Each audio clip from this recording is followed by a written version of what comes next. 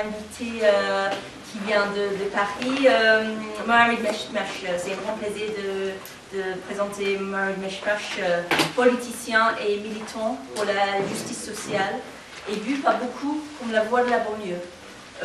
Éducateur de rue, il a lancé son association Assez le Feu à Clichy-sous-Bois au lendemain des révoltes sociales de novembre 2005. Assez le Feu, qui veut dire association collective, liberté, égalité, fraternité, ensemble unis, et un collectif qui a pour mission de faire remonter la parole des quartiers populaires auprès des institutions. En parallèle, il est chargé de mission dans une association d'aide à la création d'entreprises à Clichy-sous-Bois. En janvier 2013, Mohamed Meshmash a été chargé par le ministre de la Ville, avec le sociologue Marie-Hélène Barquet, de mener une mission chargée de réfléchir à des nouveaux outils de concertation avec les habitants des cités. Le rapport intitulé « Ça ne se fera plus sans nous » est sorti en juillet 2013. On va sans doute entendre les réactions de Mohamed Meshmash sur la loi qui vient d'être votée et ses expériences pendant cette mission participation. Donc c'est avec un grand plaisir que je lui donne la parole. Merci.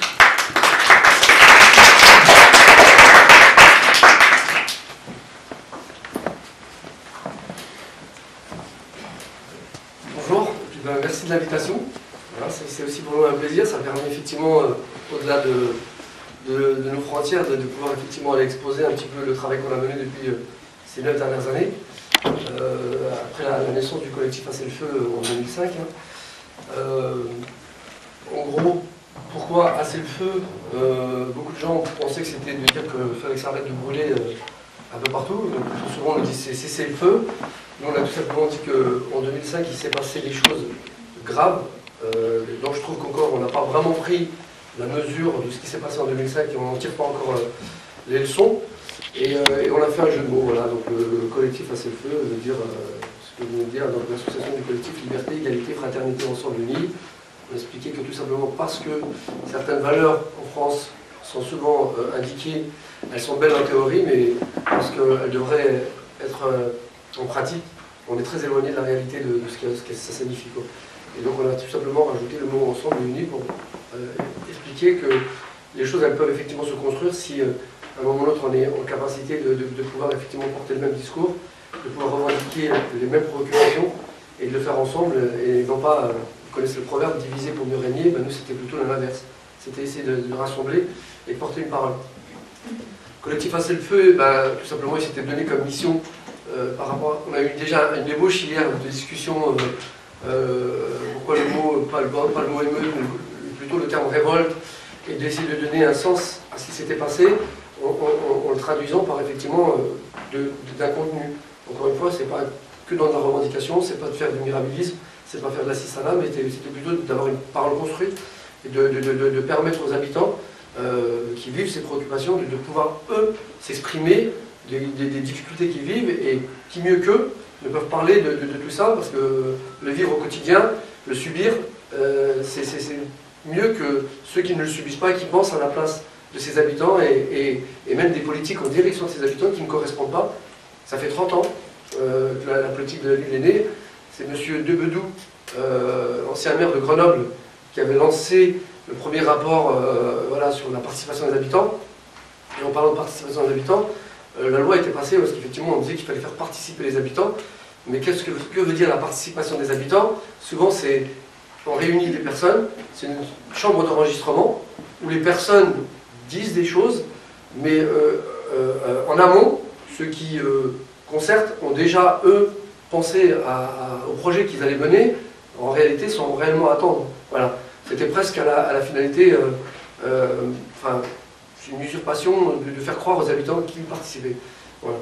Donc, nous, notre but, c'était tout simplement de se dire qu'en 2005, c'était réellement de rendre la plupart de ces habitants, issus de ces quartiers, mais au-delà de ces quartiers, parce qu'aujourd'hui, quand je reviendrai un peu sur le rapport, vous verrez qu'on a été au-delà des habitants des quartiers. On a même été, c'est beaucoup plus général, notamment aujourd'hui, on a une vraie problématique, c'est que dans les quartiers ruraux, ils ont aujourd'hui les mêmes problématiques qu'on rencontre en banlieue. Simplement, voilà, c'est que quelque part, à force de ne pas traiter le problème à la source, le problème se délocalise et se déplace. Et c'est ce qu'on s'aperçoit, et aujourd'hui on entend de plus en plus les quartiers ruraux qui disent, et d'ailleurs, ce qui devient grave, c'est que, pareil, on divise, parce que les quartiers ruraux disent, il y en a marre, il n'y en a que pour la banlieue, nous, on a l'air d'être abandonnés, et ainsi de suite. Donc on monte une tranche de population contre une autre, et encore une fois, il y a une forme je ne sais pas si c'est une stratégie, ou enfin, de là où je la vois, moi je trouve que quel dommage qu'on ne tienne pas compte réellement de ces problématiques à la base pour éviter qu'elles aillent justement se délocaliser ailleurs. Mais quand on parle de délocalisation, c'est aussi parce qu'il y a des stratégies aussi, ne serait-ce qu'avec la rénovation urbaine. Je vous donne le topo comme ça, dans sa globalité, puis on reviendra après plus en détail sur le pourquoi du comment on en est arrivé à ces situations-là. Donc, notre démarche à nous, c'était de dire qu'il faut que les habitants ne restent pas des figurants, deviennent acteurs et auteurs. C'était essentiel. Donc on avait travaillé avec un Tour de France sur des cahiers de doléances, où nous sommes partis au moment où nous avons créé le collectif, pareil, avec très peu de moyens. On avait des copains qui étaient chefs d'entreprise, qui nous ont aidés, en louant des minibus. On a eu beaucoup de bénévoles qui se sont joints à ce qui s'était passé. Donc on a tourné pendant 6 mois avec des équipes qui, une fois par semaine, partaient, rentraient, d'autres revenaient, prenaient leur place, et ainsi de suite. Et on a tout simplement préparé un questionnaire. On est parti avec une sono, voilà, un barnum. Et notre démarche était d'aller là où les habitants vivent, pas d'aller les réunir dans des salles, parce qu'ils fuient un peu les institutions. Tout ce qui a trait à l'institution aujourd'hui, pour eux, était compliqué. On a l'impression que l'institution n'est pas là pour les accompagner, mais plutôt leur mettre encore des difficultés supplémentaires. Et notre démarche à nous, c'était de se dire, bon, puisque les gens ont du mal à se déplacer, nous allons aller vers eux. Donc le aller vers était important pour nous. Et notre démarche, c'était tout simplement de s'installer au milieu des quartiers, avec un mégaphone, un sono, et on appelait les habitants à descendre, à bien nous rencontrer. Donc les gens venaient au départ par curiosité, se posaient la question, qu'est-ce qu'on venait faire, qui on était. On leur expliquait qu'on n'était pas un parti politique, qu'on n'était pas là venu pour démarcher, on était tout simplement, au contraire, venus entendre ces habitants dire ce qu'ils avaient à dire et ne serait-ce que crier leur colère, quoi, je veux dire. Et puis tout doucement, par curiosité, les gens s'approchaient, venaient discuter, et venaient nous raconter verbalement, et puis on leur dit, mais attendez, ce que vous nous dites verbalement, voilà, il y a une petite fiche par problématique, quelles sont vos problématiques prioritaires. Et on est arrivé comme ça pendant 6 mois, on a fait plus de 120 villes de France, on a recueilli plus de 20 000 doléances, et quand au moment où on s'est bien travaillé autour de ces doléances pour en faire une synthèse, on s'apercevait que ceux qui vivaient dans le nord ou dans le sud, qu'on le voulait ou qu'on ne le voulait pas, les problématiques revenaient par priorité, c'était pratiquement les mêmes. C'est-à-dire qu'on peut avoir des problématiques différentes, mais en gros, les problématiques qui étaient essentielles revenaient à chaque fois par priorité dans quel lieu où on habitait. Je veux dire, voilà, ceux du nord avaient les mêmes problématiques que ceux dans le sud, du côté de Marseille, ou ainsi de suite. Donc ça concernait le logement, on était là sur l'emploi. À l'époque, vous vous rappelez, c'était quand même beaucoup le côté sécuritaire, parce que c'était Sarkozy qui véhiculait le côté sécuritaire, où la stratégie c'était de faire peur. Plus on faisait peur aux personnes éloignées des quartiers, plus on utilisait les quartiers pour créer de la peur. Et on essayait de monter, à l'époque on avait instrumentalisé notre police contre une jeunesse, et la jeunesse qu'on utilisait c'était celle des quartiers. Voilà, en gros, les révoltes de 2005, le média a beaucoup contribué aussi à nous stigmatiser encore un peu plus, parce qu'il n'arrivait à montrer sur le terrain que des jeunes noirs, maghrébins, souvent avec la cagoule, ou ainsi de suite. Et plus que ça, il y a même des médias qui se sont permis d'instrumentaliser à l'époque tout ce qui concerne le côté religieux, où je me rappelle, il y a eu carrément un titre d'un journal où on disait les casques bleus musulmans descendent dans la rue. C'est-à-dire qu'il disait que c'était les seuls à pouvoir apporter une sérénité dans les quartiers, et les frères musulmans descendaient dans la rue pour essayer de calmer les jeunes. Alors que loin de là, quoi, je veux dire, il y avait tout simplement 2 épisodes. Il y a eu la mort de Ziad Ibn Aram, et ensuite il y a eu cette mosquée qui a été gazée, et volontairement, parce qu'au bout de 3 jours, les choses commençaient à retomber un petit peu dans le quartier. Et on avait simplement l'impression qu'il fallait entretenir encore ce qui s'était passé. et les CRS qui ont tiré en direction de la mosquée, ça s'est quand même fait volontairement, ça s'est pas fait par hasard. Notamment. Et si vous vous rappelez les propos de Sarkozy qui, au départ, disaient non, c'est pas vrai, ensuite il revenait en disant oui, c'est effectivement, ça fait partie de nos dotations, mais c'est pas nous qui les avons tirés, comme si aujourd'hui les jeunes du quartier pouvaient se doter des gaz lacrymogènes et d'aller se tirer une balle dans le pied, quoi.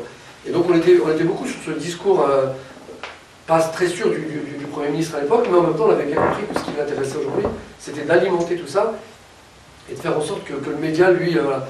Alors qu'au moment des révoltes, le procès des jeunes, parce qu'il fallait voir, il y a carrément des procureurs qui se sont déplacés dans les commissariats pour faire des comparutions immédiates et d'envoyer beaucoup de jeunes en prison.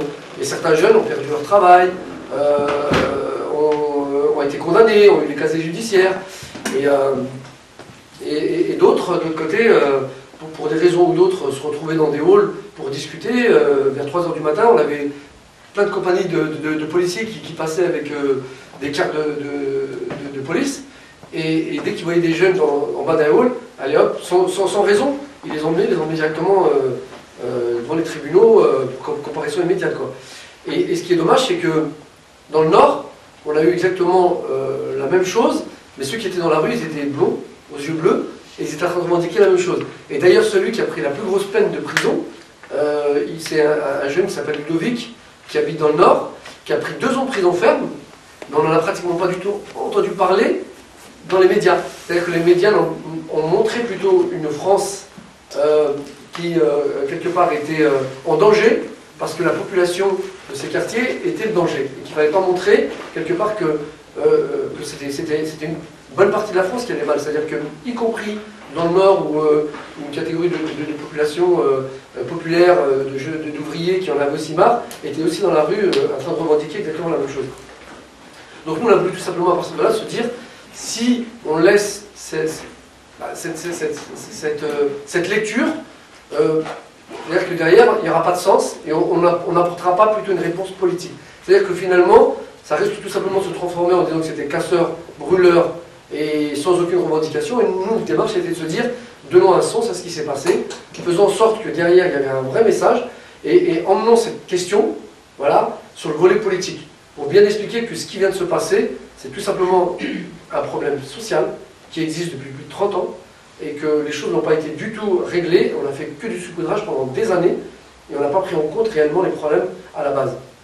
Et on avait organisé une marche, la marche des doléances. On avait malheureusement demandé à l'hémicycle, à l'ensemble de nos députés de nous recevoir à l'Assemblée nationale, mais on voulait être reçus par l'ensemble des députés gauche ou droite confondus, en expliquant que pendant 30 ans, la gauche et la droite avaient été au pouvoir, ils s'étaient fractionnés le pouvoir, et que c'est une responsabilité générale. On n'est pas là en train de taper sur un tel ou un tel, ce qu'on voulait simplement dire qu'aujourd'hui, il faut qu'on responsabilise nos politiques, nos hommes et nos femmes politiques, sur ces questions-là. Et malheureusement, à l'époque, M. Debré était président de l'Assemblée nationale, nous avait tout simplement dit déposez vos doléances aux gardiens. Voilà. Et pour vous dire comment, encore une fois, le mépris qu'on peut avoir face à ceux qui, malheureusement, élisent et votent pour des personnes comme ça, qui sont censées être responsables, et ne le font pas.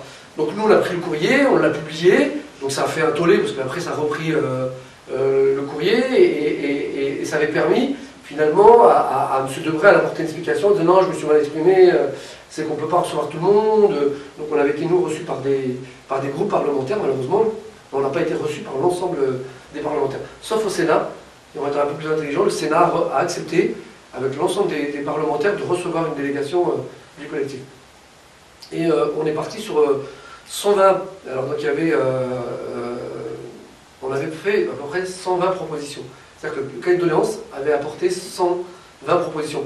Et à l'époque, c'était 3 fois plus qu'un programme politique, hein, parce qu'on partait vraiment avec...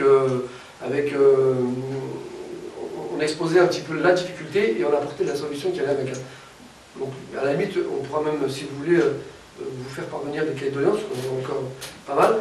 Parce qu'après, la seconde étape, c'était de tout simplement d'expliquer à tous ces habitants qui avaient participé qu'on ne voulait pas être, en tout cas, et je le dis encore ouvertement, en aucun cas on est les porte-parole de la banlieue.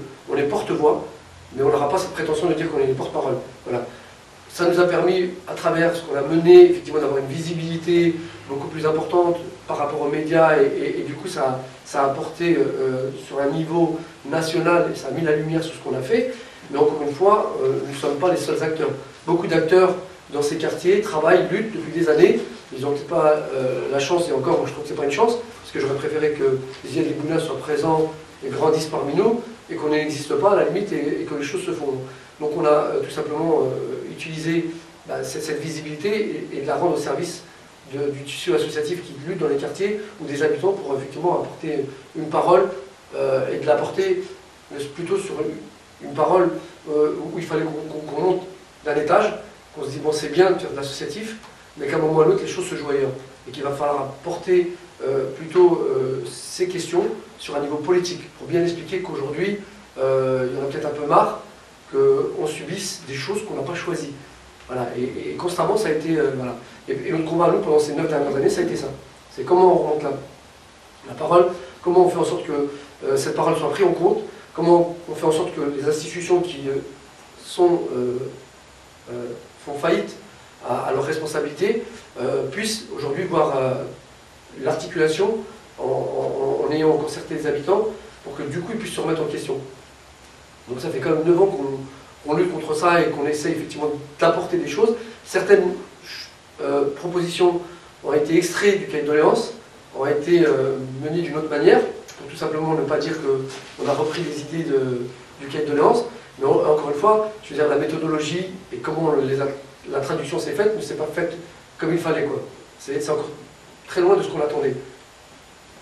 Et on avait aussi lancé à l'époque une grande campagne d'inscription sur les électorales. Parce qu'on s'était dit que, ok, il s'est passé ce qui s'est passé, le fond et la forme, on pourra en discuter, la colère, elle s'est fait sentir, ça a duré 21 nuits, ça a été quand même un état de siège qui avait été décrété, donc c'était quand même important. Et nous, on s'était dit, bon, allez, chaque habitant a une arme dans les mains, c'est le vote. Donc il faut absolument qu'on sensibilise les personnes, que les gens prennent aussi quelque part leurs responsabilités, et que s'ils ne veulent plus qu'il y ait des politiques qui ne leur conviennent pas, c'est aussi à eux de décider de faire ou de défaire quelqu'un. Voilà. Et on avait lancé une grande campagne d'inscription sur l'électorale. On avait eu à l'époque le soutien d'artistes quand on avait démarré la première inscription, c'était en décembre 2005. On avait eu Devoir de mémoire qui était avec Joey Star, Bakri, Jamel Debbouze et tout, qui étaient venus nous soutenir sur le lancement. Et tenez-vous bien, parce que, en tout cas sur la ville de Clichy-sous-Bois, on était à 9000 inscrits. En l'espace de 10 jours, on a réussi à inscrire 1000 personnes. C'est-à-dire que ça avait fait quand même boule de neige. Et entre 2005 et 2006, il y a eu toutes ces campagnes qui ont été menées. On a eu, parce qu'on avait été invité, lorsque, vous savez, dès qu'il y a quelque chose qui commence à émerger, on a tous les agences d'études qui se mettent à chercher. Voilà. Et on avait été invité justement à une étude où est-ce qu'on démontrait que la courbe faisait qu'il y avait une progression. On était monté, je crois, à 3 800 000 électeurs supplémentaires.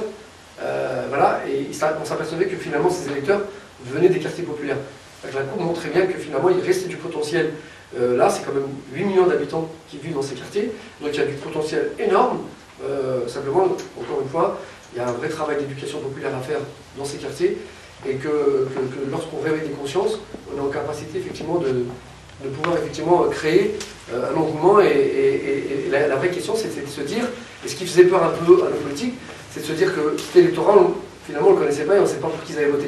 Même si la gauche, elle pense que l'électorat des quartiers populaires est acquis à la gauche, je peux vous dire qu'avec ce qui vient de se passer là, dernièrement sur les municipales, la gauche fait fausse route et elle se trompe littéralement. Malheureusement, elle a encore du mal à saisir ce message parce qu'elle reste entre soi. Elle a du mal à comprendre effectivement toutes ces mains tendues dans les quartiers, parce que pendant 30 ans, il y a eu une main tendue issue des quartiers avec différents messages, de la manière dont il se fait.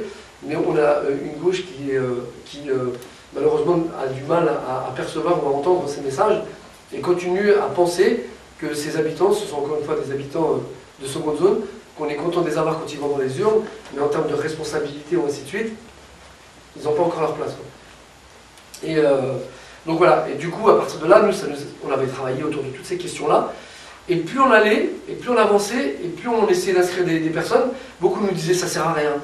Voter, je ne vois pas l'intérêt. En plus, la représentation ne nous correspond pas. Quand on regarde, il y a des villes qui aujourd'hui ne sont plus à l'image du conseil municipal. Donc les gens te disent, mais en plus, pourquoi faire? Pour aller voter pour les mêmes qui, encore une fois, ainsi de suite. Et nous, la question s'était posée pour nous. Donc les gens nous ont dit, vous êtes bien gentils, mais en même temps, vous nous incitez à aller nous inscrire et à aller voter, mais qu'est-ce que vous faites vous pour que du coup vous nous incitez à aller voter? Et la question s'était posée. Donc on était arrivé à l'époque en 2007 et on était sur une élection législative pour élire nos députés. Et bon, nous on voulait garder tout ce qui concerne le collectif Assez le Feu. Pour nous, c'est des militants de terrain qui aujourd'hui alimentent un petit peu le réservoir chez les personnes qui chez nous se sont lancées en politique. C'est de là qu'ils vont s'inspirer et qui font cette politique à travers ce que mène le collectif. Parce que le collectif a une approche, reste très proche du terrain, et du coup, et le thermomètre pour que ceux qui sont aujourd'hui chez nous en politique s'inspirent de cette proximité pour pouvoir mettre en place ces politiques. Et on s'est présenté aux législatives en autonome, je veux dire sans étiquette, hein, voilà. Et nous avons créé à ce moment-là un mouvement qui s'appelle le mouvement Affirmation Citoyenne, c'est-à-dire que ça permettait effectivement d'avoir une petite étiquette politique pour dire voilà, on fait de la politique autrement et avec des citoyens. Et il s'avère que le résultat, on se présentait à l'époque face à quand même un ancien ministre de la ville, qui était M. Éric Raoult, qui était député de sa circonscription depuis très longtemps. Et donc on s'est dit, c'est pas grave pour nous, il faut que quand même, quelque part, on aille jusqu'au bout de ce qu'on mène, pour voir si franchement on est sur la bonne voie ou pas. Et il s'avère que quand on est arrivé au résultat, on avait fait 4,8%, je crois, on est passé de très peu pour avoir les 5%, mais dans la circonscription, mais localement, on était arrivé deuxième force de la ville. C'est-à-dire que sur Clichy-sous-Bois, nous étions, nous, aujourd'hui, la deuxième force de la ville. C'est-à-dire qu'il y avait le maire en place, donc c'était le Parti Socialiste, donc le Parti Communiste, il est resté loin derrière nous, la droite est restée loin derrière nous, les Verts loin derrière nous, les communistes, c'est-à-dire que nous étions la deuxième force de la ville. Et ça nous avait permis finalement d'avoir, de gagner en termes de respect face à Claude Dillin qui était le maire, pour lui dire qu'aujourd'hui ben, il n'est pas seul et qu'il est obligé de compter quand même avec cette dynamique. Et arrivé en 2008, il était venu nous proposer à l'époque de discuter politiquement et il nous offrait la possibilité d'avoir un maire adjoint. Chose que nous ne voulons pas. Nous avons compris une chose, c'est que se dire une personne, c'est plus facile à briser que lorsqu'on est un groupe. Et ce qui était important pour nous, c'était de pouvoir rentrer plutôt avec un groupe, pour pouvoir garder notre autonomie, notre indépendance, et de pouvoir mener les politiques qu'on avait envie de mener à travers le cahier de Lens. Et on avait réussi à négocier pour avoir 6 élus, donc 5 avec 5 délégations, et pas n'importe lesquelles. Voilà. Vous avez Mehdi qui est présent ici, qui est maire adjoint quand même à la politique de la ville. Je veux dire, c'est des choses qui n'étaient pas accessibles. Voilà. On avait Samira qui était maire adjoint à la sécurité et la prévention de la délinquance. On a eu d'autres personnes qui étaient au logement, à tout ce qui concerne l'économie, au rôle économique et les formations. Enfin, on avait vraiment pris des délégations qui pour nous étaient aussi importantes et on n'avait pas du tout envie de se cantonner encore une fois à celle de dire la jeunesse et le sport, presque l'air de dire encore une fois le cliché vous êtes bon pour le sport ou ainsi de suite. Donc on a dit non, on ne veut pas de cela. On veut au contraire des responsabilités aujourd'hui qui nous permettent de pouvoir mener des politiques avec un vrai service derrière, c'est-à-dire qu'il y a un staff, qu'on a une délégation qui permettra de pouvoir avoir les moyens à nos élus de pouvoir mettre en place les politiques. Et on a développé pendant 5 ans, on a été contre la police municipale, parce qu'on estime que ce n'est pas une bonne chose, que ça ne règle rien, qu'on a une police nationale, qu'on devrait se battre pour que la police nationale elle soit présente dans nos territoires, et c'est hors de question qu'on paye 2 fois des impôts, une fois pour la police nationale, et une deuxième fois pour payer une police. On était plutôt sur une ligne de prévention. On expliquait que la répression ne règle rien. Au contraire, elle crispe encore un peu plus et elle crée encore beaucoup plus de conflits qu'autre chose. Et tout ça, on a réussi à convaincre et à mettre en place les politiques qu'on voulait. Quoi. Voilà. Et pendant ces 9 dernières années, chaque année, on fait un tour de France avec une thématique bien précise. Et je vous fais un peu court, hein, parce que chaque année, on avait fait effectivement le rendu des doléances, parce qu'on était retourné voir les personnes qu'on avait été rencontrées, on leur avait remis les cahiers de doléances. On avait créé en 2012 un contrat social et citoyen en 2012, excusez-moi, en 2007. pendant la présidentielle, on avait créé le contrat social et citoyen parce qu'on avait invité les présidents à venir signer ce contrat social et citoyen qui émergeait des cahiers de doléances. Et chaque année, on mettait en place une thématique. Et en 2012, si vous vous souvenez, on était parti sur la nouvelle campagne présidentielle où la question des quartiers populaires avait complètement été exclue du débat. C'est-à-dire qu'on avait, en tout cas, sorti le côté on ne va pas s'attaquer, encore une fois, on ne va pas prendre la question des quartiers populaires. À l'époque, Sarkozy l'avait pris, lui, pour en faire plutôt comme quelque chose qui fait peur, côté sécuritaire. On est sorti de ce cliché-là en 2012 et on avait, je ne sais pas si vous vous rappelez, le rapport de Terra Nova préconisait, en tout cas à la gauche, de dire qu'il vaut mieux s'attaquer à la classe populaire, à la classe moyenne qu'à la classe populaire. C'est-à-dire, ne parlons plus de la classe populaire parce qu'elle ne vote plus, attaquons-nous plutôt à la classe moyenne qui, elle, automatiquement apportera ses voix, et ça sera beaucoup plus important pour nous stratégiquement sur l'élection présidentielle de 2012. Et nous, quand on avait entendu ça, on a dit, voilà, c'est pas possible. On avait écrit une tribune à l'époque, on avait marqué la banlieue fera l'élection, et on était parti pour dire, puisque vous voulez pas en entendre parler, nous, on va remettre ça sur le tapis. Et comme ils avaient du mal à venir en banlieue, on avait tout simplement, en termes de stratégie, dire, puisque vous n'êtes pas à la banlieue viendra à vous. Voilà, on a repris un peu la phrase, si vous regardez bien, de Lagardère. Si tu ne viens pas à Lagardère viendra à toi. Nous, c'était, puisque vous n'êtes pas à la banlieue viendra à vous. Et on avait tout simplement créé un ministère de la crise des banlieues. On avait occupé un bâtiment sur Paris. Et on avait emmené une grande banderole qui s'appelait le ministère de la crise des banlieues. Et du coup, ça avait permis à l'ensemble des médias de revenir sur ces questions-là et de remettre la question des quartiers populaires sur le débat politique. Pour que du coup, le politique, qu'il veut ou qu'il ne veuille pas aujourd'hui, il n'a pas le choix, il est quand même obligé de venir parler un petit peu de ce qui se passe dans ces quartiers. Et ça avait fait un buzz pas possible, parce que du coup, ça avait quand même alimenté le débat politique, où on avait des journalistes, on avait des spécialistes qui allaient effectivement discuter de toutes ces questions-là. Et si on regarde bien encore une fois, les personnes qui sont peut-être habilitées à pouvoir porter cette parole, c'est pas eux qui allaient discuter de ça, mais c'est encore d'autres qui allaient porter la parole à leur place, quoi, et faire des traductions. Et du coup, on avait réussi effectivement à remettre cette question-là sur le débat. Donc, pour faire la transition, c'est que à travers tout ce qu'on a fait avec le collectif Assez le Feu, ça nous a permis d'avoir une légitimité, d'avoir une parole, effectivement d'avoir été aussi invités, nous, sur des plateaux télé pour pouvoir expliquer un petit peu de notre point de vue, et pas d'un point de vue sociologique ou d'autres, d'experts qui ont aussi des qualités, mais qu'on avait aussi, nous, une expertise qui n'était pas négligeable. On a une expertise d'usage aujourd'hui que si on devait valoriser avec les acquis, la validation, comment on dit ça dans les valeur qui est ajoutée. Ouais, non, mais ce que je veux dire, c'est qu'aujourd'hui, on peut passer des examens, parce que on appelle ça... La valorisation des acquis ajoutés. Ouais, enfin, ouais. C'est pas tellement le terme, mais c'est pas grave, c'est un détail.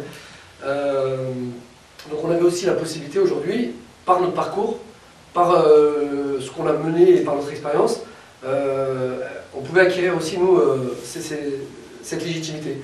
Et à travers tout ce qu'on mettait sur la table, ça prenait un peu plus de sens. C'était même repris souvent par le discours politique. C'était repris aussi par des chercheurs qui, quelque part, souvent nommaient un petit peu ce qu'on avait mis en place et qu'est-ce qu'on voulait faire. Et on était déjà, sans s'en rendre compte, dans du pouvoir d'agir des habitants.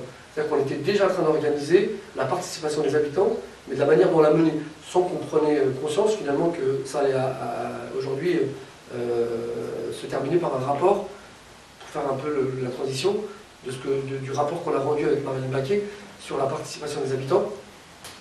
À travers ça, ça nous a permis effectivement, tout simplement, lorsque le ministre de la Ville est arrivé, de nous confier, lorsqu'ils ont fait une réforme de la politique de la ville, ils avaient lancé cette réforme de la politique de la ville à Roubaix, et ils avaient nommé 3 commissions qui étaient menées par des parlementaires ou par des élus ou des hauts fonctionnaires. Et quand on avait été, nous, invités à cette présentation, nous, on était stupéfaits que, encore une fois, la question des habitants n'était pas d'actualité. Donc on était monté au créneau face au ministre dans cette salle, où est-ce qu'on a pris la parole, on a dit, encore une fois, vous recommencez les mêmes erreurs du passé, c'est-à-dire que vous voulez encore une fois penser sans ceux qui sont aujourd'hui des acteurs, et vous voulez tout simplement encore les rendre que figurant dans votre scénario ou comment vous envisagez les choses. Et du coup, ça fait tilt parce que est née une 4e commission, celle qu'on a menée avec Marie-Hélène Baquet, concernant la participation des habitants et le pouvoir d'agir des habitants. Et donc, moi j'ai été appelé pour travailler autour de cette question-là, et Marie-Hélène Baquet qui travaille beaucoup un petit peu sur le pouvoir d'agir des habitants.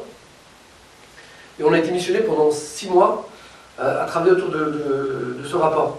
Alors, moi c'est simple, il y avait des enjeux. Il y avait des enjeux parce que la notoriété qu'on avait pu acquérir se jouait aussi dans nos quartiers. C'est-à-dire que dans les quartiers, il faut savoir qu'il y a un rejet des politiques qui ont été menées, et beaucoup de gens sont des écorchés vifs, parce qu'ils ont lutté pendant des années pour essayer de faire entendre et ne se sont pas fait entendre, de la politique qui a été menée, et notamment, je veux dire, ils savent à quoi s'en tenir avec la droite, mais avec la gauche, ils avaient vraiment un rejet de la gauche, et pourtant ce sont beaucoup de gens qui ont des idées de gauche, mais ils ne se sentent pas de gauche comme ils l'entendent, quoi. Voilà. Et quand moi j'ai pris la mission, il y avait des enjeux. C'est-à-dire qu'à un moment ou à un autre, pour eux ça pouvait être une forme de trahison, parce qu'en disant bah, tu vas travailler pour le gouvernement, c'est-à-dire que quelque part tu vas quelque part cautionner le fait qu'on te prenne, c'est une caution. Et moi j'expliquais tout simplement que non, parce que j'avais aussi, moi, posé un cadre au ministre en disant moi c'est simple, si j'accepte cette mission, carte blanche, vous ne voulez pas me donner une feuille de route où je dois aller voir les gens que vous voulez que j'aille voir, je choisis les personnes que je veux auditionner, les personnes que je veux mettre dans la commission, le rapport qu'on vous donne, il sera tel qu'il est, il peut peut-être vous plaire comme il ne peut ne pas vous plaire, et le ministre a joué le jeu, a dit moi je vous laisse carte blanche, je ne vous impose rien. Voilà. On a essayé effectivement au départ, par d'autres moyens, d'essayer de faire en sorte qu'autour de notre commission, il y ait des gens qui ont quelque part un regard pour pouvoir venir apporter effectivement des critiques, et nous on a refusé ces personnes-là. Et donc du coup nous avons choisi avec Marie-Hélène Baquet notre commission, donc la commission qu'on a mis en place, il y a effectivement le tissu associatif, on avait mis des chercheurs, on a choisi des hommes politiques, donc on a quand même fait une commission qui voyait plus largement que la question des quartiers populaires. Et c'était comment l'arriver à faire en sorte que l'expérience qu'on allait mener était d'abord, avant tout, la base de ce que c'était que la participation des habitants. Notre commission, elle permettait aujourd'hui d'avoir des chercheurs, des associations de terrain, des hommes politiques ou des femmes politiques qui participaient à cette commission. Et on a fait tout un travail d'audition et de déplacement. On a auditionné plus de 300 associations, on a fait plus de 130 déplacements, voilà. Et notre démarche à nous, c'était se dire qu'on devrait aller vers celles qu'on n'entend jamais, c'est-à-dire que les associations qui font un travail de terrain, qui font de l'éducation populaire, et ne pas aller vers les grosses associations qui se sont institutionnalisées, parce qu'il y avait un rejet. Donc là, aujourd'hui, je ne cherche pas de coupable, je dis simplement qu'il va falloir que toutes ces grandes associations qui se sont institutionnalisées changent leur façon de travailler, parce qu'elles se sont complètement démobilisées dans les quartiers, elles ne font plus d'éducation populaire. C'est là le b.a.-ba, c'est qu'aujourd'hui, on a je veux dire, un manque dans ces quartiers, c'est que là où était fort à l'époque, c'était les communistes qui faisaient de l'éducation populaire, tout ce qui concerne les Francas, Léo Lagrange, la Ligue de l'enseignement, toutes ces grandes associations qui sont censées travailler autour de ces questions ont disparu. C'est-à-dire qu'elles existent, elles ont pignon sur rue, ce sont des vitrines, mais elles ne sont plus présentes dans les quartiers. Et si on regarde bien, tous les appels d'offres, c'est-à-dire toutes les demandes de subventions qui sont attrées à l'éducation populaire, ces associations, puisqu'ils ont les moyens logistiques, humaines, elles ont les moyens de répondre aux appels d'offres, et toutes les petites associations qui sont ancrées dans ces quartiers, qui vivent au quotidien les difficultés des gens, qui les accompagnent, ceux-là n'ont pas la possibilité d'accéder. Et nous on s'est dit, ben, c'est simple, on n'ira pas discuter avec ceux-là. Voilà. Et alors elles sont montées au créneau, elles ont envoyé un courrier au ministre en disant c'est inadmissible, inacceptable, on est en train de nous disqualifier alors que nous avons un rôle essentiel. Et nous on est en train de pointer que justement pendant des années ils avaient ce rôle essentiel mais qu'ils n'ont pas joué le rôle. et qu'aujourd'hui il est nécessaire que toutes les petites associations qu'on a diabolisées parce qu'elles faisaient de la résistance, elles étaient contre le clientélisme, elles n'étaient pas d'accord avec les municipalités qui menaient des politiques clientélisme, et bien, nous, ce qui nous intéressait, c'était d'aller les rencontrer. Parce qu'elles s'étaient construites à travers de la résistance et toutes les complications qu'elles avaient, mais ça ne les a pas empêchées de mettre en place des choses et des expériences qui fonctionnaient. Et à travers toutes ces auditions, ça nous a permis de travailler autour de ce rapport donc, qui était pour une réforme radicale de la politique de la ville, ça se fera plus sur nous. Les 30 mesures, honnêtement, elles n'ont pas spécialement plu, parce que ceux qui ont eu un danger, ça a été nos élus.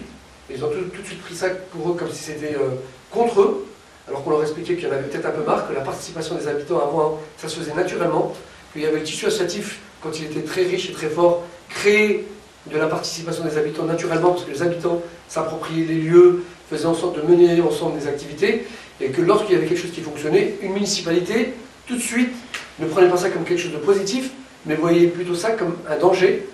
Et à chaque fois, elle récupérait la structure, elle municipalisait, elle récupérait les personnes qui étaient bénévoles en leur offrant un emploi, et du coup, elle s'accaparait justement ce qui marchait bien en termes de participation, et faisait en sorte du coup d'être municipalisée. Et à partir de là, c'est là qu'on s'apercevait qu'il faisait de la consommation, plus un projet éducatif pédagogique.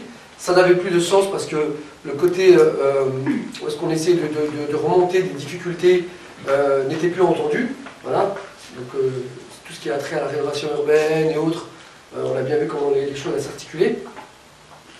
Et de là, on était plutôt en train de partir, de dire voilà, il y en avait un peu marre de ce clientélisme, il y en avait marre un peu que ces associations qui luttent contre le clientélisme sont diabolisées, ne sont pas subventionnées, ne sont pas soutenues, parce qu'aujourd'hui, elles font de la démocratie d'interpellation, et ça ne convient pas.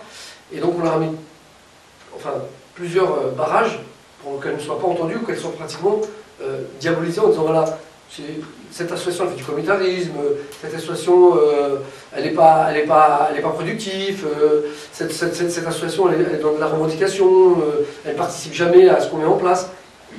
Et nous on disait que c'est faux. Au contraire, ces associations elles n'avaient malheureusement pas d'écoute, elles étaient plutôt stigmatisées comme des gens pas fréquentables et qu'il fallait éviter qu'une partie de la population aille vers elles.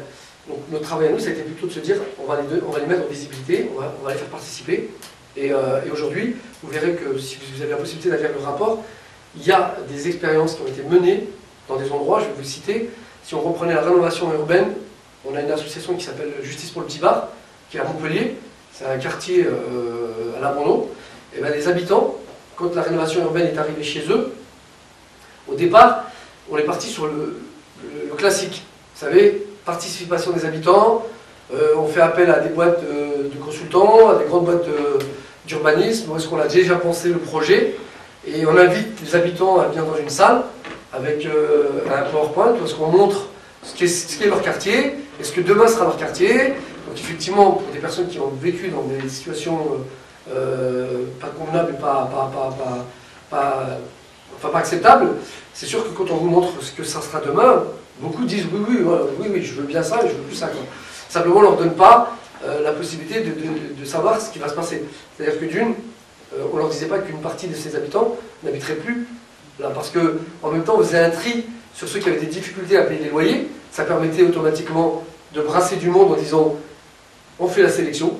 Ceux qui ont été réglo, qui ont payé, ils seront logés. Ceux qui, aujourd'hui, ont du mal à payer leur loyer, ainsi de suite, ben ceux-là, ils vont repasser devant une case de sélection. Ça, on ne leur disait pas. On ne leur disait pas que quelque part, leur logement, les anciens logements, par exemple à F5, je vous donne un exemple, c'était 100 mètres carrés. Qu'aujourd'hui, on refaisait des F5 à 70 mètres carrés. Donc ça veut dire qu'ils perdent de la superficie, et qu'en plus de ça, le loyer de base ne bougeait pas, mais ce qui allait venir être très cher, c'est les charges. Parce que voilà, et aujourd'hui, on se retrouve avec des populations qui, malheureusement, n'ont pas les moyens. C'est-à-dire qu'à l'époque, ils payaient 500 € un loyer pour un 100 mètres carrés. Aujourd'hui, ils se retrouvent à payer 850 € pour un 70 mètres carrés, avec une superficie plus courte et avec des charges énormes. Donc, c'est-à-dire que la concertation n'était pas là. À la limite, presque à la fin, on leur disait, bon, on vous demande de quelle couleur vous voulez repeindre la cage d'escalier. C'était juste ça. Donc c'était des champs d'enregistrement sans qu'on prenne en compte réellement leurs problématiques. Et le côté de la rénovation urbaine, c'était plutôt, on discutait en se disant que le côté urbain allait régler les problèmes sociaux et ainsi de suite. Et faux, on n'a fait que déplacer le problème, parce qu'à l'époque, nous avions vendu de la mixité sociale. Alors, je vous donne un exemple précis. On est sur Clichy-sous-Bois-Montfermeil, c'est le plus grand PRU qui n'ait existé. Voilà. C'est-à-dire que, si on regarde bien, c'est que le côté humain et social n'a pas du tout été pris en compte. C'est-à-dire que le côté mobilité, on est dans un quartier hyper enclavé. Aucune entreprise ne viendra s'installer parce que s'il n'y a pas de mobilité, je ne vois pas comment on peut bien s'y installer. La mixité n'existe pas parce que les écoles n'ont pas été construites pour que du coup, quel habitant voudrait venir habiter lorsqu'il n'y a pas toutes ces infrastructures? Il y en a beaucoup qui ne vont pas se condamner à venir habiter dans des endroits où est-ce qu'effectivement on ne va pas trouver les moyens de se déplacer, l'emploi, les écoles qu'il faut. Donc c'était faux. Et pourtant ça a été quand même la plus grosse rénovation urbaine qui existe. Hein. Et en plus de ça, on n'y a pas associé les habitants, sachant qu'il y avait un taux de chômage énorme. On n'y a pas associé les petites entreprises qui avaient décidé de rester implantées dans le quartier pour pouvoir, elles, contribuer, je veux dire, à la reconstruction de ce quartier. Et on l'a fait sans les habitants. C'est-à-dire qu'il y a eu beaucoup d'habitants qui se sont opposés à des chantiers pour éviter que les ouvriers viennent travailler en disant c'est pas normal, nous sommes au chômage, on crève la dalle, vous venez, vous prenez des grosses entreprises, vous venez avec leurs salariés, chose qu'ils ont aussi besoin de travailler, mais nous qui sommes aujourd'hui, qui avons un savoir-faire, vous ne nous utilisez pas. Quoi. Alors il y a eu des clauses d'insertion qui ont été signées, hein, parce qu'effectivement, il fallait que les entreprises qui viennent embauchent 10% des jeunes issus des quartiers. Alors, les entreprises, elles en ont rien à foutre. Quand vous voyez les marchés, le coût que ça a, oui, elles ont embauché des jeunes, mais presque elles en avaient rien à foutre parce qu'il n'y avait pas de formation et de suivi des jeunes. Beaucoup de jeunes dans le quartier restaient chez eux, ne venaient pas travailler, touchaient leur salaire, et à la fin, quand la rénovation urbaine mettait en place des réunions pour faire l'état du chantier, l'entreprise disait bah, c'est bon, j'ai embauché une vingtaine de jeunes sans réellement se préoccuper de la formation des jeunes. C'est-à-dire que finalement, ils n'en avaient rien à foutre. Ce qu'ils voulaient, c'est presque à la limite le jeune ne vient pas travailler, parce que s'il venait travailler, c'était un embarras supplémentaire, qu'il fallait mettre quelqu'un pour le surveiller, qu'il fallait mettre quelqu'un pour le former, ainsi de suite. Ils n'en avaient pas envie. Presque ils disaient aux jeunes, tu viens si tu veux, si tu viens pas, on ne va pas te casser la tête, laisse-nous tranquille. Tant que nous, le travail avance, ça nous a posé un problème. On a dit non, on n'est pas d'accord. On n'est pas d'accord parce qu'il fallait plutôt associer les entreprises, les petites entreprises qui, elles, avaient envie de jouer le jeu, étaient prêts à embaucher des pères de famille qui avaient une expérience, qui étaient prêts, eux, à suivre des jeunes qui n'avaient pas de formation pour pouvoir effectivement se faire former, ainsi de suite, et gagner une part de marché parce que du coup, la petite entreprise locale, ça lui permettait de vivre et de contribuer à faire travailler du monde et à se développer. C'est des choses qu'on propose encore sur la deuxième rénovation urbaine 2 qui va avoir lieu. On se bat, nous, pour effectivement rentrer des clauses d'insertion pour que les petites entreprises ont des parts de marché. On n'y arrive pas encore, hein, j'espère qu'on va y arriver, mais c'est aussi, ça fait partie de nos combats. Quoi. Et donc, par rapport pour revenir au rapport, donc on est parti sur ces expériences, on les a mis à l'intérieur, et on a réussi effectivement à introduire 30 propositions. Donc, sur les propositions, je vais y venir. Donc, il y a, pour commencer, on est parti sur des expériences issues du Canada, parce qu'on expliquait que tout ce qui concernait, tout le monde connaît les conseils de quartier. Enfin, en France, on a des conseils de quartier. Le conseil de quartier, c'était la loi qui permettait de dire qu'une municipalité doit mettre en place des conseils de quartier. Et on charge à un élu de la mettre en place. Et on a bien vu les limites d'un conseil de quartier. On sait très bien que souvent les conseils de quartier sont orientés par des personnes qui investissent ces lieux, dont le maire en place demande à ses élus de mettre en place ces conseils de quartier. Donc on préfère appeler des sympathisants qui investissent ces lieux pour pouvoir influencer au sein du quartier pour que la politique du maire soit mieux entendue lorsque le maire se déplace. Et du coup, on dit, quand le maire arrive pour parler un peu du quartier, comme c'est des sympathisants à lui qui sont et qui ont envahi le conseil de quartier, c'est plus simple. Le maire vient dans un terrain tranquille, il n'a pas face à lui des gens qui vont dire on n'est pas d'accord avec vous, ainsi de suite. Donc nous, on a vu les limites en disant que finalement, les dés étaient pipés, que les conseils de quartier ne fonctionnaient pas. Ils n'étaient pas investis par les vrais gens, les gens qui avaient vraiment des choses à dire. Ils étaient plutôt investis par des gens qui étaient déjà pratiquement acquis à la cause. Et nous, ça nous posait un problème. Et donc on a créé aujourd'hui des tables de quartier. C'est un concept qui vient du Canada. Voilà. Ça permet tout simplement à des habitants. Voilà. Donc il n'y a pas de ligne. Merci. Il n'y a pas de ligne d'un élu qui impose. C'est plutôt les habitants qui décident de mettre en place cette table de quartier.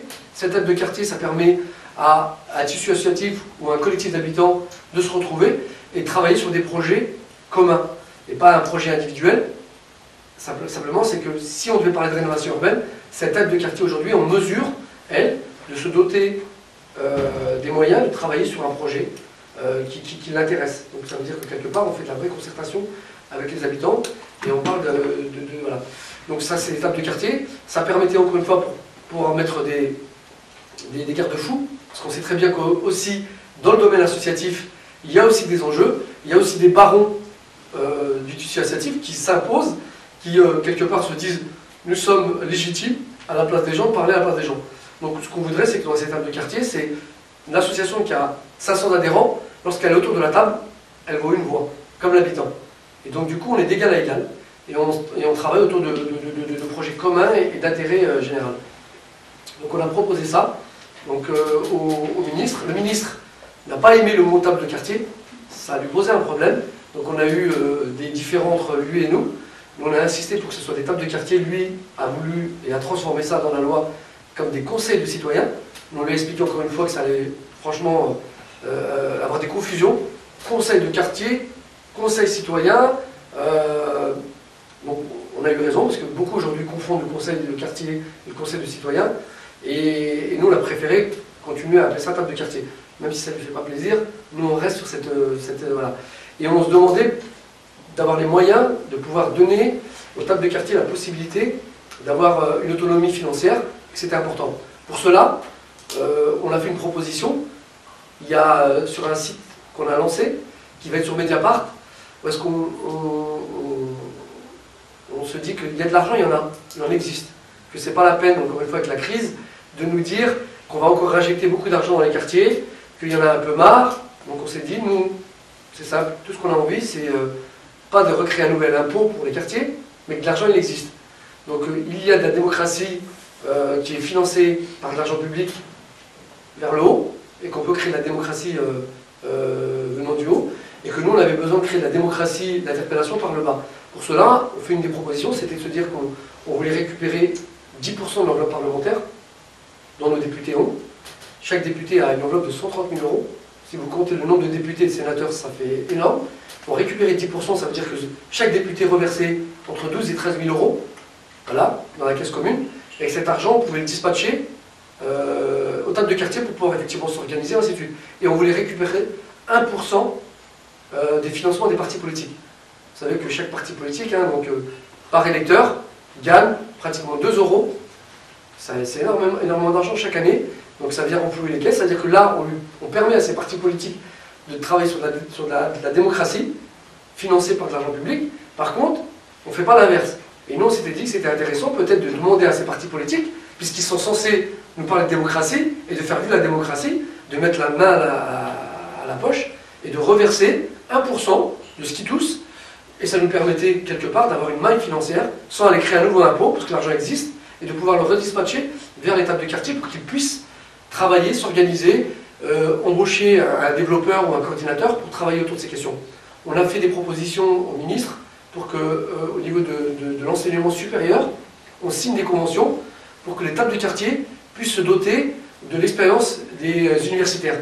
C'est-à-dire qu'une table de quartier peut aujourd'hui faire appel à des universitaires qui pourraient avoir du temps, tout en étant payés d'une partie de son temps, de venir apporter son expérience et son expertise à ces tables de quartier. Donc c'est ce qu'on essaye de faire, hein, d'essayer de faire signer, pour que du coup, lorsqu'il y aurait un projet qu'on voudrait mettre en place, il se peut que dans des villes, la table de quartier serve à des élus pour dire ben, nous aimons travailler avec vous, nous aimerons travailler avec vous sur un projet commun, et il se peut que dans des villes, l'élu décide de faire sans les habitants, Et à partir de la table de quartier, elle a toute la légitimité, elle, de se mettre en place et de travailler contre un projet qui lui émanerait du terrain et qui serait aujourd'hui en concurrence avec celui de la mairie. Voilà. Et il existe une expérience, je vous la donne, c'est à Fort-de-France, ça s'appelle Volga, c'est un quartier pauvre qui est catalogué comme quartier très dangereux. Nous avons été, lorsque nous avons été, d'ailleurs c'est dingue parce que il y a des choses qui se passent dont nous avons des hauts fonctionnaires et sont au courant, mais sont obligés de faire avec, sinon ils ont peur d'une chose, c'est d'avoir peur d'une explosion. Et moi je l'ai vécu en direct parce qu'on a fait un déplacement avec le ministre à Fort-de-France, et Fort-de-France, on en parle très peu. Il y a un taux de chômage énorme. Il y a une pauvreté, une précarité, mais de la folie, quoi. Et on s'est aperçu que pour aller visiter ce quartier qui s'appelle Volga, le préfet a été obligé d'envoyer des personnes pour pouvoir négocier le fait qu'on puisse venir visiter le quartier sans que... Il fallait faire patte blanche pour pouvoir rentrer. C'est-à-dire qu'un préfet qui vous dit c'est une zone de non-droit et je ne peux pas y aller comme je veux, je suis obligé de demander quand même à ceux qui sont dans ce quartier la possibilité d'y rentrer, ça vous paraît aberrant, quoi. Je veux dire, on vous dit non, c'est pas possible. Mais en même temps, c'est comme ça. Et quand vous posez la question, on vous dit nous sommes dans une obligation parce qu'on est dans des endroits explosifs et on ne pourrait pas gérer cette situation comme on l'a connue en 2005 sur le territoire national, où là nous avons les moyens de pouvoir faire face à ça, alors que dans les Antilles ou ainsi de suite, on ne sommes pas en capacité. Donc, on a eu, moi en tout cas, j'étais content de pouvoir y aller parce qu'on a rencontré des gens formidables qui ont travaillé sur un projet. Il y a la mairie de Fort-de-France avait décidé de raménager les berges de Volga et avait décidé de faire appel à une société qui s'appelle les 50 pas, qui elle est une boîte d'urbanistes qui travaille autour du raménagement de quartier. Les habitants avaient décidé, eux, de faire différemment. Ils avaient construit un projet où est-ce qu'ils avaient raménagé les berges, ils avaient créé 150 emplois, ils avaient créé des espaces de promenade, et ils étaient en résistance contre la mairie de Fort-de-France, parce qu'ils disaient que leur projet était beaucoup plus, comment dire, mis en place plutôt que celui que la mairie décidait de faire sans les habitants. Et ils ont réussi pendant ces années-là à faire en sorte que leur projet arrive en concurrence avec la boîte qui avait été choisie par la mairie, quoi. Donc on est parti aussi sur des exemples comme ça, pour dire que lorsque les habitants, on leur donne la possibilité de s'investir, ils s'investissent, qu'ils ont un intérêt. Et cet intérêt, c'est de dire qu'ils participent, et du coup, ça participera au cadre de vie, à l'environnement, à respecter les lieux, parce qu'ils ont tout simplement contribué à mettre en place tout ça. Et que toutes les expériences qu'on a eues ailleurs qui se sont faites sans les habitants ne marchent pas. Nous avons, voilà, sur Clichy-sous-Montfermeil, vu que les habitants n'ont pas été associés, si vous retournez sur le quartier de Clichy-sous-Montfermeil, vous voyez que déjà, la rénovation est déjà dégradée. Parce que, encore une fois, les habitants vous disent tout simplement, je suis au Chaume-du, j'ai vu des chantiers qui sont depuis 10 ans, j'ai pas pu participer, je vois pas pourquoi aujourd'hui, moi, on me demanderait de respecter des choses dont on m'a pas respecté du milieu associé au départ, quoi. Donc voilà. Et notre démarche à nous, c'était de dire que voilà, si vous voulez que la démocratie revive, il faut qu'absolument les habitants trouvent leur place. Si les habitants ne trouvent pas leur place, ils ne trouvent pas d'intérêt, ils vont tout simplement se désintéresser et vont plutôt aller vers le côté où on va les exclure de tout. Et après, il ne faut pas s'étonner qu'aujourd'hui, dans certains espaces, la nature en rendit vite, que certaines personnes se radicalisent un peu plus, parce qu'ils ont plus simplement l'impression de faire partir de cette société, ils ont juste l'impression que finalement il y a un rejet de ces habitants et qu'ils ne participent plus. D'accord, ça je termine. Je vais pour revenir sur la loi qui est passée. Bon, sur les 30 propositions, voilà, vous verrez, il y en a 30 qui sont à l'intérieur. Il y a une loi qui est passée, donc dernièrement. Sur cette loi, on n'était pas spécialement content de ce qui a été retenu. Par contre, il y a quand même une progression. On est passé de la participation, lorsque De Bedou avait proposé de faire de la participation, à de la co-construction. Aujourd'hui, la loi, elle dit qu'il faut qu'on co-construise. Donc on co-construit avec, comme les a appelés le ministre, le Conseil des citoyens. Les conseils de citoyens vont prendre leur place. Les conseils de citoyens seront mis en place par les habitants, et non pas par les élus. Ce n'est pas les élus qui décident de mettre en place les conseils de citoyens, mais c'est plutôt les habitants. Et ces habitants auront la possibilité, dans les nouveaux contrats de ville qui vont être signés, d'être dans les comités de pilotage. C'est-à-dire qu'on apporte une légitimité à tous les conseils de citoyens qui vont se créer, de pouvoir être dans les instances où les choses se décident. Ils seront représentatifs dans les conseils d'administration de la rénovation urbaine, chose qu'ils n'avaient pas à l'époque. Ils seront représentatifs dans ce comité de pilotage qui permettra de signer les nouveaux contrats de ville qui vont arriver en 2015. Ils permettront effectivement à ces habitants d'avoir un rôle d'acteur et d'auteur, non plus dans la figuration. Ils permettront à ces habitants de pouvoir rentrer en résistance s'ils ne sont pas d'accord avec leurs élus. Voilà. Donc, on est parti quelque part. On est loin encore de ce qu'on désirait, hein, je ne vous cache pas. Hein. Il faut encore qu'on continue à se battre pour que du coup... Mais on est dans un début où on a réussi à réveiller des consciences, où là où est-ce que dans différents quartiers les gens avaient baissé les bras, que beaucoup de gens aujourd'hui commencent à reprendre du poil de la bête. Et il s'avère que lorsqu'on a rendu le rapport avec Marie-Hélène Baquet, nous n'avons pas arrêté d'aller présenter ce rapport. On l'a rendu en juillet 2013. Je vous promets que jusqu'à juillet 2013, jusqu'à maintenant, on continue à aller. On est invité par beaucoup de professionnels qui se remettent en question sur la politique de la ville, qui ont bien compris que leur pratique était très éloignée du quotidien des habitants et qu'ils avaient envie de se remettre en question, de pouvoir travailler différemment. Voilà. Donc ils sont en train de s'appuyer sur ce rapport pour mettre aussi une pression aux institutions, pour dire qu'il y en a marre de ces manières de travailler. Un chef de projet aujourd'hui est noyé sur le côté administratif, n'a plus de proximité avec les habitants. Il y a quelque chose qui s'éloigne de plus en plus et ils ont besoin effectivement de se remettre en cause. On a des préfets qui jouent le jeu, qui disent effectivement que c'est important qu'on redéfinisse un peu ce que c'est que la participation des habitants. Sinon, ben, on va droit dans un mur. Il ne faut pas s'étonner, ce que je vous disais tout à l'heure, que certains ne participent plus du tout, s'éloignent de plus en plus et plutôt se radicalisent parce que quelque part ils trouvent que leur seule façon de se faire entendre, elle est de se radicaliser. Et nous on a peur de ça, on veut lutter contre ce phénomène et on se dit que si on veut recréer la démocratie, si on veut recréer de la participation, si on veut faire en sorte que le taux d'absorption diminue, il faut redonner tout simplement du pouvoir aux habitants pour qu'ils puissent prendre largement leur place et pouvoir aujourd'hui être acteurs et auteurs. Voilà, je ne sais pas si j'ai... La coordination. Comment ? Un mot sur la coordination. Oui, et puis excusez-moi, une des propositions qu'on a faites, qui n'a pas besoin effectivement d'attendre que la loi passe, c'est qu'on a lancé une coordination nationale qui s'appellera aussi Passons-nous, parce qu'on a travaillé avec nationalement à créer indirectement une forme de syndicat issu des quartiers pour pouvoir, lorsque des politiques publiques sont menées en direction des quartiers, il n'y a pas de raison qu'aujourd'hui, que lorsqu'on crée une nouvelle loi, on fait appel aux partenaires sociaux pour discuter de ces lois, et que lorsqu'il y a des politiques qui sont menées en direction des quartiers, personne n'est concerté et qu'on nous impose des choses.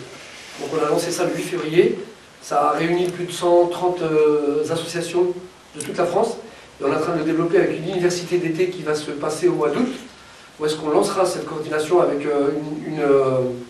avec un nom qu'on va choisir, et son rôle, c'est d'être présent dans toutes les instances, y compris lorsqu'il y aura des politiques qui seront menées, et on aimerait aujourd'hui pouvoir être autour de la table pour pouvoir discuter de ces politiques. Pareil, on est tout simplement à dire que la participation des habitants doit se faire aussi au niveau national, avec une coordination qui est en capacité aujourd'hui, elle, d'être autour de la table pour pouvoir discuter des politiques qui vont être menées en direction des quartiers populaires.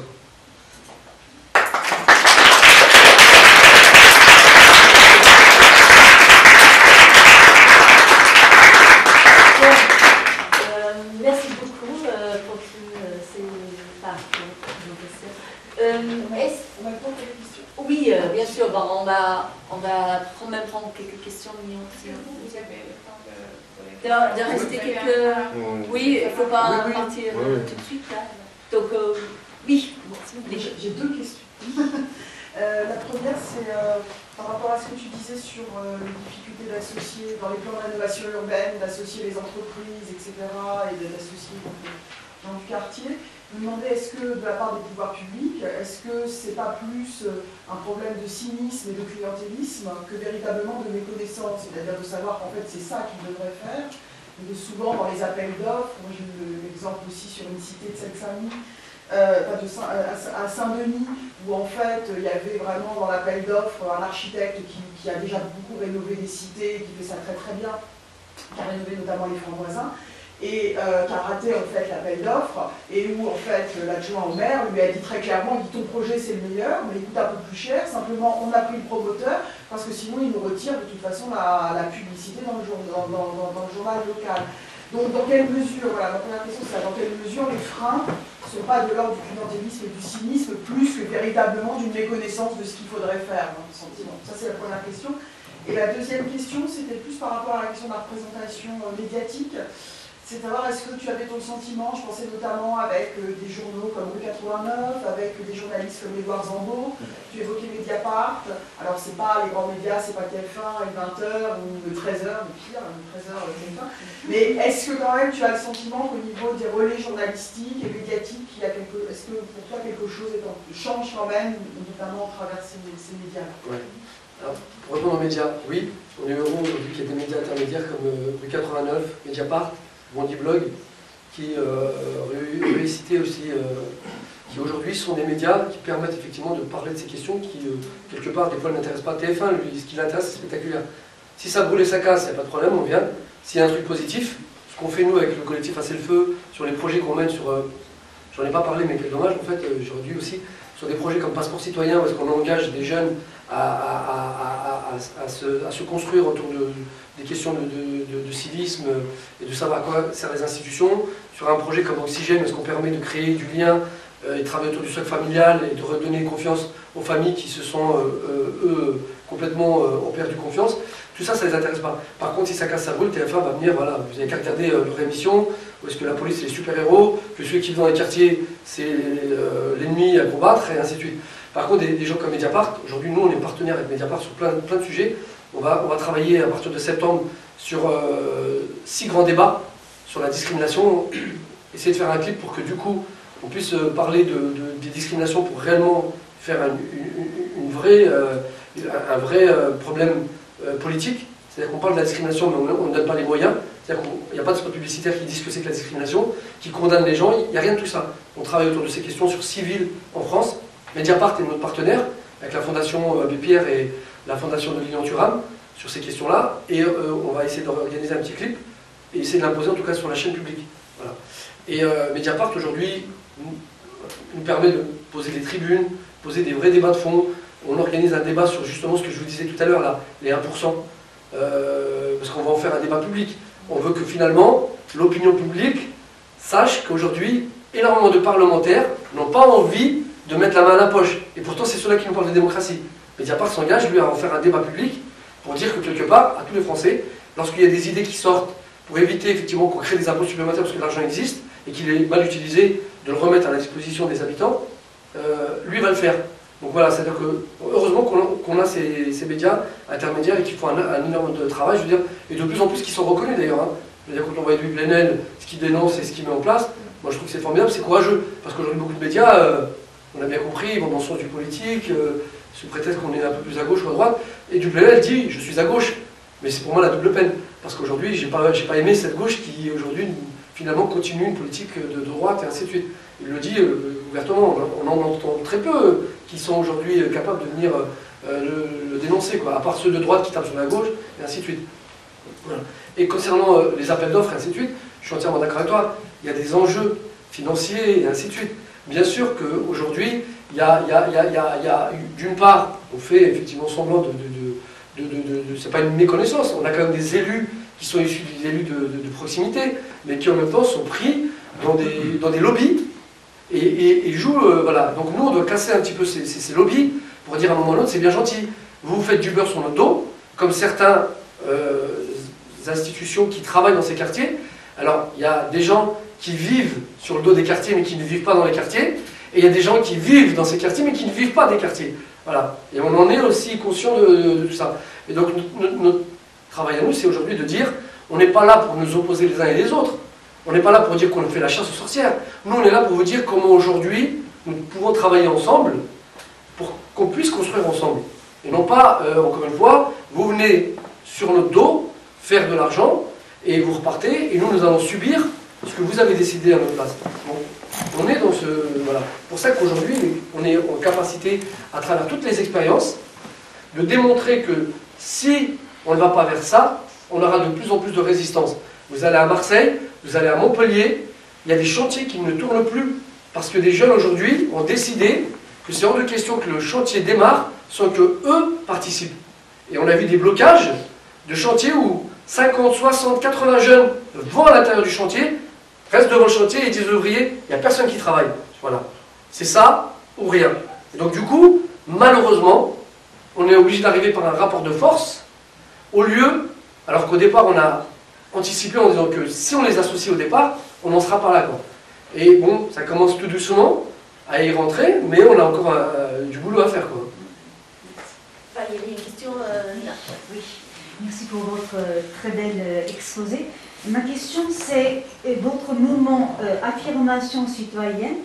Quelle population, enfin, j'ai entendu les gens de quartier, mais quelle population pouvez représenter, et surtout les populations musulmanes? Voilà, je pense que c'est un peu là, enfin, vous avez sous-entendu la radicalisation d'une partie des populations, le problème du communautarisme. C'est pas ce que j'ai dit, moi. Ah oui, Je parle pas de communautarisme. Ah Je oui, parle quand je parle de trajectoire radicale, c'est qu'aujourd'hui, oui. c'est simple. Il y a effectivement soit ceux qui se radicalisent oui, sur le volet religieux, mais moi j'ai juste Oui. envie de me dire que quand il y a eu le mariage pour tous, Oui. j'ai eu aussi une frange radicale. oui, Par contre, on n'a pas beaucoup pointé du doigt, et on a plutôt pointé du doigt quand il y avait les prières de rue, ainsi de suite. Et beaucoup de gens issus des quartiers aujourd'hui disent, puisqu'on ne nous prend pas en compte, oui, oui. il n'y a pas de raison, on va voter Le Pen. Tout à Quitte fait. à aller au tas, on ira au tas, mais Oui. on ira 10 fois plus vite. Voilà. Je comprends. Oui, et donc ma question c'est que, mais j'imagine que c'est vrai qu'il y a d'une part en France qui existe une certaine islamophobie d'État qui existe, c'est vrai. Et puis d'autre part, il y a une certaine radicalisation des populations exclues. Enfin, on en parlait hier Oui, tout à fait. Doualet, par exemple. Donc j'imagine que votre mouvement joue un peu le rôle d'intermédiaire entre ces deux phénomènes de polarisation, je ne sais pas. Et donc j'aimerais bien savoir concrètement comment vous travaillez et quelles sont les difficultés concrètement dans ces phénomènes d'une part de l'islamophobie d'État, d'un haut, et puis voilà ce qui se passe sur le terrain. Alors, sur la question de l'islamophobie, oui, effectivement, simplement, on a l'impression que c'est tabou encore. On n'ose pas le dire ce mot-là. Voilà. Si vous vous souvenez, cet été, il s'est passé quand même pas mal d'événements à Argenteuil, à Trappes, où est-ce que des femmes, pour certaines qui avaient la burqa ou d'autres simplement voilées, se sont fait agresser. Moi, j'ai participé à essayer, j'ai fait partie des gens qui ont été déjeunés avec le président, au moment où on avait juste, encore une fois, nous faire un petit coucou pour dire on vous a pas oublié la banlieue, venez déjeuner avec moi le président, je pense à vous aussi, ainsi de suite. Enfin, moi, je ne suis pas dupe. Hein. Bon, mon message à moi, c'était vraiment venir apporter un message politique. Je me suis retrouvé avec d'autres partenaires qui, eux, avaient envie de vendre leur projet. J'ai trouvé ça dommage. J'ai dit, on n'aura jamais cette chance de pouvoir aller discuter avec un président si on n'a pas un débat politique avec lui. Si on n'a pas une revendication politique, c'est pas la peine de partir dans tous les sens. Il faut plutôt qu'on ait une parole commune pour faire avancer le schmilblick et venez pas parler chacun de là où vous êtes parce qu'on n'avancera pas. Voilà. Manque de peau, les personnes qui avaient été invitées autour de la table ont parlé chacun de ce qu'ils faisaient. Donc chacun est venu dire est venu vendre un petit peu son projet, de dire au président moi je suis le meilleur, vous me donnez les moyens, je vais y arriver, ainsi de suite.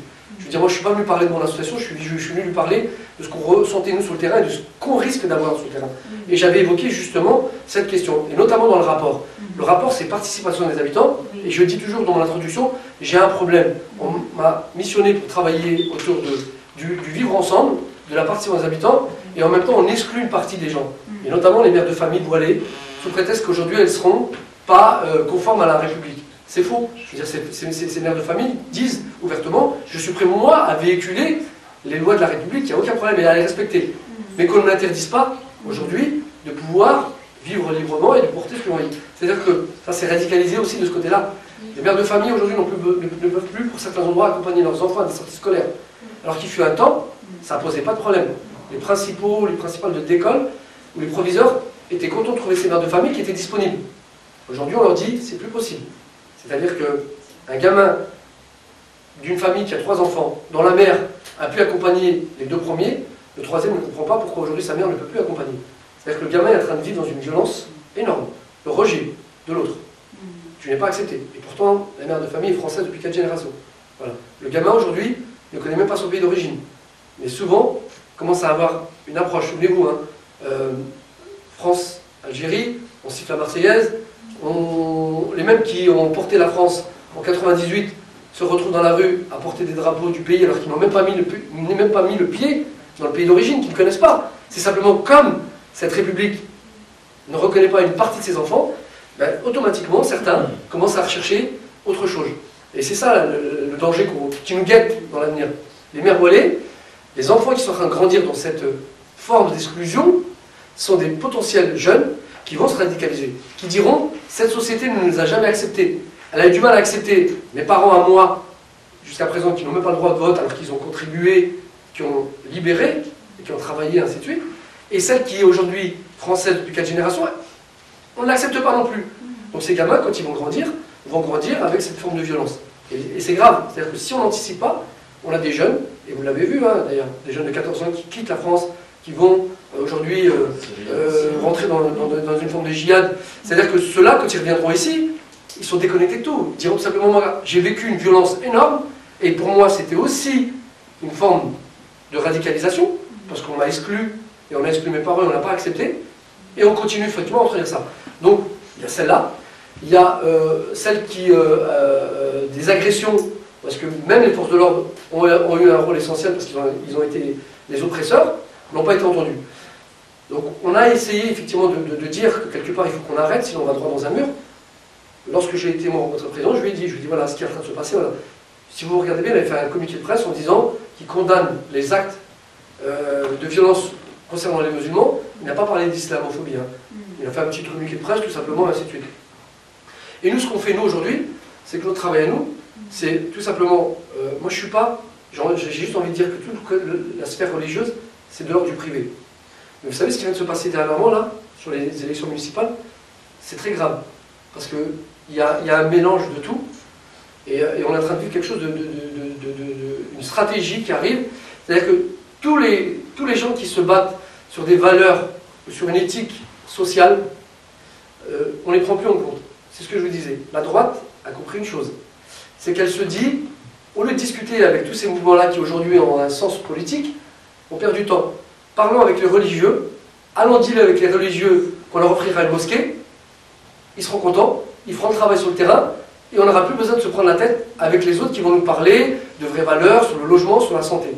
Et si vous regardez aujourd'hui, en tout cas dans le département de la Seine-Saint-Denis, la droite a récupéré 7 villes de gauche, celle qui aujourd'hui a parlé des quartiers en disant c'est des voyous, il faut les carchériser, l'identité nationale, a réussi à convaincre ces jeunes des quartiers en leur donnant une place raisonnable sur leur liste, en allant rencontrer des responsables de mosquées et en leur disant voilà ce que nous on vous propose.